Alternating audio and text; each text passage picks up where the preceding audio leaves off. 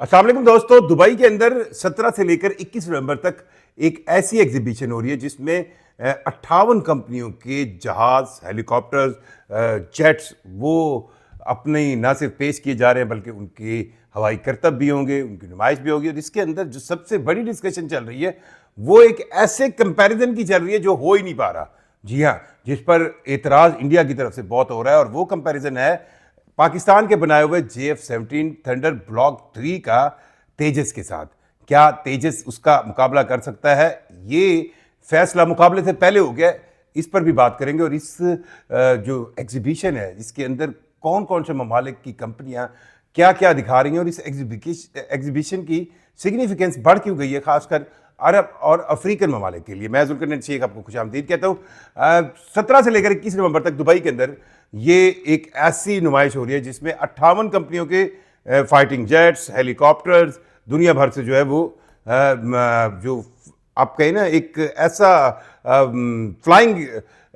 جو مشینیں ہیں وہ پیش کی جا رہی ہیں جو جدید ترین ہیں. اور ساتھ ساتھ ویسے ٹوٹل 1500 کمپنیاں، 1500 کمپنیاں، 1500 کمپنیز جو ہے وہ پارٹیسپیٹ کر رہی ہیں جو ڈیفنس ٹیکنالوجی کے اندر ڈیل کرتی ہیں. اب کیونکہ یہ دبئی ہمارا بھی ہمسایہ ہے، انڈیا کا بھی ہمسایہ ہے، وہاں پر ہو رہا ہے. اور دبئی کے اندر ایک بہت بڑی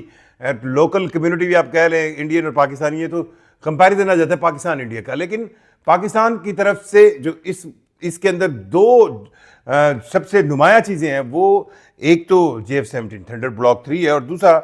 سپر مشاق جو ایئر کرافٹ ہے اس کی اس ایگزیبیشن میں اس کو پیش کیا گیا ہے. اور انڈیا کی طرف سے تیجس جو ان کا طیارہ ہے وہ پیش کیا گیا. لیکن کہانی گراؤنڈ پر کچھ اور گراؤنڈ سے پہلے ہی ختم ہو گئی ہے. سوچا تو یہ جا رہا تھا کہ شاید JF-17 تھنڈر بلاک 3 کا تیجس کے ساتھ ایئر شو کے اندر ایک کمپیریزن ہوگا، دونوں کے ایئر شو میں جو اپنی ٹیکنالوجیکل اور آپ کہیں ایک اپنی جو صلاحیتیں ان کو اجاگر کیا جائے گا. لیکن اس سے پہلے ہی فیصلہ ہو گیا کیونکہ دو چیزوں نے ایکسپوز کر دیا ٹوٹلی تیجس کو. ایک تو اس میں آپ کہیں جیٹ لائن مارول، اس کا وہ تبصرہ جس میں انہوں نے یہ کہہ دیا. اب جیٹ لائن مارول کو انڈیا کی طرف سے بہت زیادہ تنقید کا نشانہ بنایا جا رہا ہے، اور یہ کہا جا رہا ہے کہ جیٹ لائن مارول جو تیجس کے بارے میں کہہ رہا ہے وہ بالکل جی غلط ہے. اور تیجس کیونکہ جیٹ لائن مارول نے تیجس کو سب سے بڑا اس کا جو ڈرا بیک کہا ہے کہ یہ آپریشنل آج تک کسی انڈین آپریشن میں فرنٹ لائن پر یوز نہیں ہوا، جبکہ JF-17 thunder block 3 front line کا پاکستان کی طرف سے استعمال ہونے والا ون آف جن کو کہے نا ان کا پاکستان کا فیورٹ ترین جہاز ہے، جس کو وہ اپنی آپریشنز میں، پریکٹیکل آپریشنز میں یوز کرتے رہے ہیں. سو یہ ایک ایسا آرگومنٹ ہے جو جیٹ لائن مارول نے دیا، اور جیٹ لائن مارول اس کی وجہ سے تیجس اور JF-17 بلاک 3 کو کسی طور بھی کمپیریزن نہیں کر پا رہا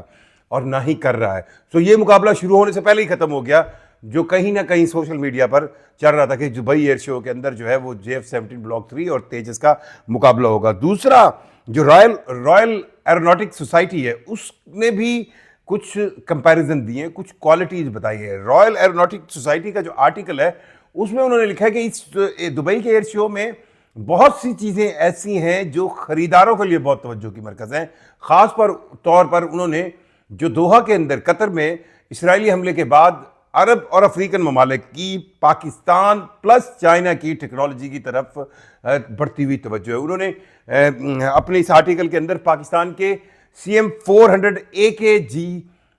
A2 گراؤنڈ میزائل کا جو ہے وہ تذکرہ کیا کہ یہ ایک ایسا میزائل ہے جو پاکستان کا میڈ ہے، اور اس میزائل کو اگر 25 سے 30 ہزار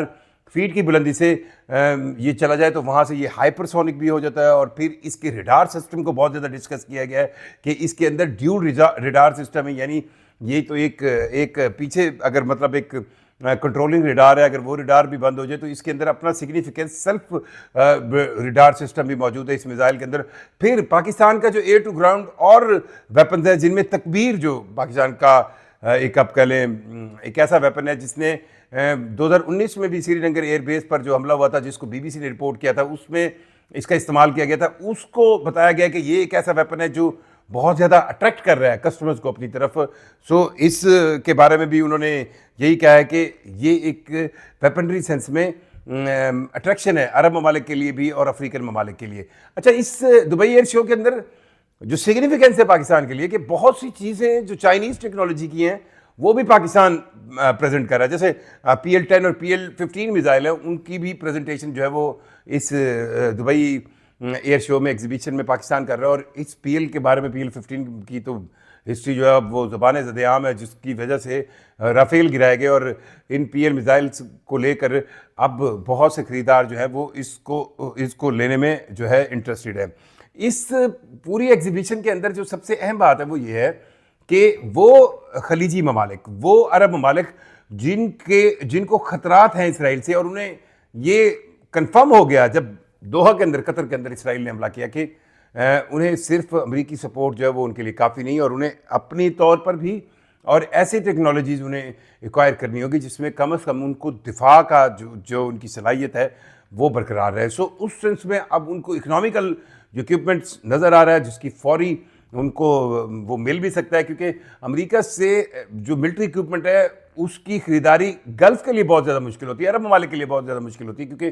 اسرائیل کے حوالے سے امریکہ ایک سگنیفیکنس پالیسی رکھتا ہے, اور اس پالیسی کی وجہ سے انہیں اس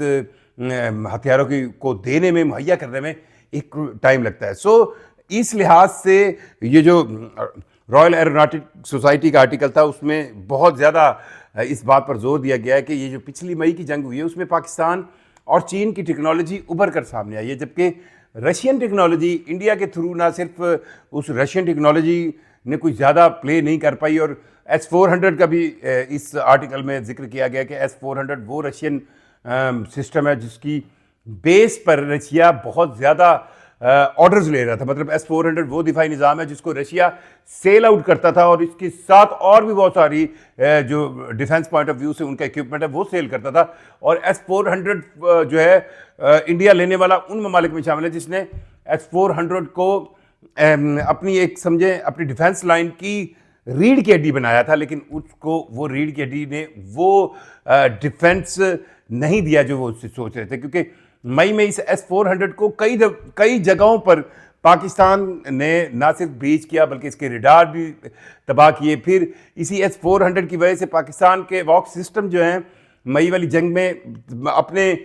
پاکستان انڈیا بارڈر سے تقریباً 300 کلومیٹر تک پیچھے رہے ہیں, کیونکہ انہیں کہیں نہ کہیں اندیشہ تھا, ڈر تھا کہ S-400 کا جو دفاعی میزائلز ہیں وہ ان کو ہٹ نہ کریں. اور بہت سے ملٹیپل ڈومین کے ساتھ پاکستان نے بہت سی جگہوں پہ اس S-400 کو جو ہے بریچ کیا, تباہ کیا, ڈسٹروائے کیا. اب یہ بریچنگ ڈسٹروائے جو ہے اس نے نہ صرف رشین ٹیکنالوجی کو ایکسپوز کیا بلکہ رشین اکوپمنٹ کو بھی ایکسپوز کیا. اور پھر جو رافیل گرے, اس رافیل گرنے سے جو ہے وہ اب ویسٹ کی طرف, یعنی اگر آپ دیکھیں کوئی بھی خریدار ملک ہوگا اس کے لیے سب سے امپورٹنٹ دو چیزیں ہوتی ہیں. ایک تو وہ جو اکوپمنٹ خرید رہا ہے وہ آپریشنل سینس میں کتنا وائبل ہے, کتنا اس پر بھروسہ کیا جا سکتا ہے, اور دوسرا وہ اکوپمنٹ کتنا ایک اکنامیکلی ان کے بس میں خرید سکتے ہیں, یعنی سستا ہونا چاہیے. سو اس لحاظ سے رافیل ایک مہنگا آپشن تھا, لیکن اس کو بھی خریدنے والے لوگ جو ہے وہ ممالک جو ہے وہ سوچ رہے ہیں, کیونکہ جس انداز میں رافیل پاکستان نے J-10C اور PL-15 میزائل یوز کرتے ہوئے گرائے. سو اس دبئی ایئر شو میں جو کہانی تھی جو سوشل میڈیا تک تھی کہ JF-17 تھنڈر بلاک 3 اور تیجس کا مقابلہ ہوگا, وہ تو کہانی ختم ہو گئی. ہاں اس شو میں اب آپ کو JF-17 بلاک 3 کے علاوہ پاکستان کا ملٹری اکوپمنٹ بہت نمایاں انداز میں نظر آئے گا. آپ کی رائے کا میں انتظار رہے گا, کمنٹ ضرور کیجیے, سبسکرائب کیجیے. مجھے ذوالقرنین شیخ کو اجازت دیجیے, اللہ حافظ.